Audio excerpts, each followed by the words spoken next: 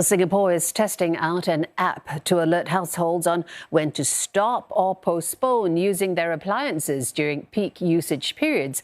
Authorities say the program will offer homes with smart meters a financial incentive to reduce electricity use and help balance demand and supply. It's slated for launch next year. Rebecca Mateo reports. Washing clothes in the afternoons and blasting the aircon on those hot, humid days. Their daily use, especially during times of high demand, puts a significant burden on the grid. To help level out usage, the government is piloting a program that helps households defer the use of appliances during peak periods. It's the first of its kind here. This brings system-wide benefits and reduces the maximum load that energy system needs to cater to. This in turn reduces the need to start up less efficient power plants. Over the longer term, demand response will lead to more efficient infrastructure investments to meet demand growth. Households with smart electricity meters installed will be able to monitor their energy use through the SP mobile app. This mobile app here will see new features that will send alerts to households, prompting them to temporarily reduce or defer their electricity use. Households can do so, for example, by switching off their air conditioning.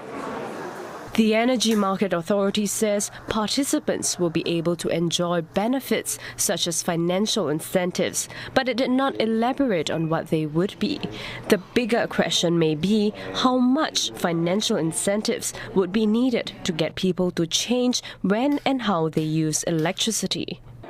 I'm a researcher, and at times at home I need to run my computers to conduct my research. And if you ask me what price I'd be willing to pay or money I'd be willing to receive in order to stop my research temporarily, I then need to think about the costs of needing to wait another day or possibly even a week to restart that work and get back to the same point.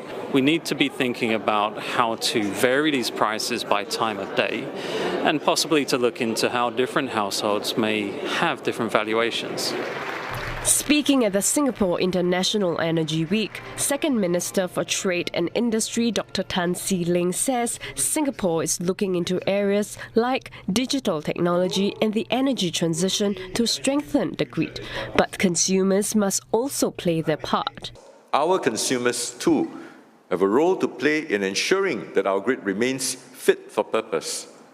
We often overlook the importance of demand management when it comes to energy security. But it is just as important as deploying clean energy. Singapore's energy demand during peak periods is expected to grow by up to 6.5% compounded annually in the next 5 years.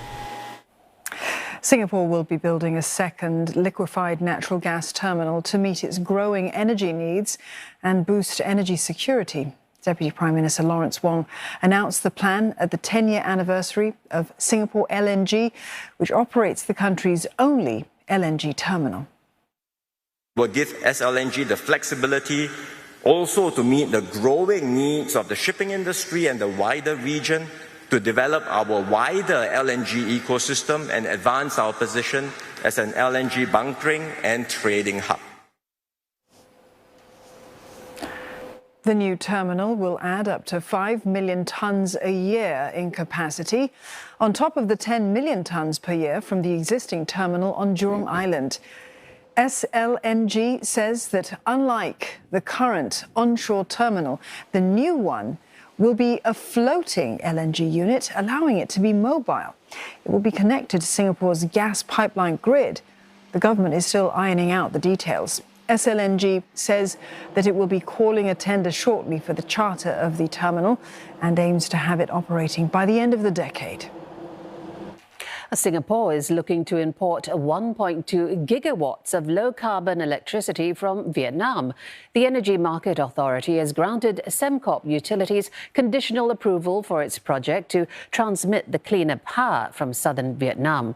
Now, the low-carbon electricity will mostly come from offshore wind farms that Sembcorp says could begin operating in 2033. The 1.2 gigawatts from Vietnam would put Singapore on track to meet its target of importing up to 4 gigawatts of low-carbon electricity by 2035. EMA has already given conditional approval to import the other 3 gigawatts from Cambodia and Indonesia. Low-carbon electricity imports is an important measure for Singapore to decarbonize our power sector. We aim to create win-win solutions with our neighbours that also help Singapore to meet our growing demand in a way that's sustainable, reliable and competitive.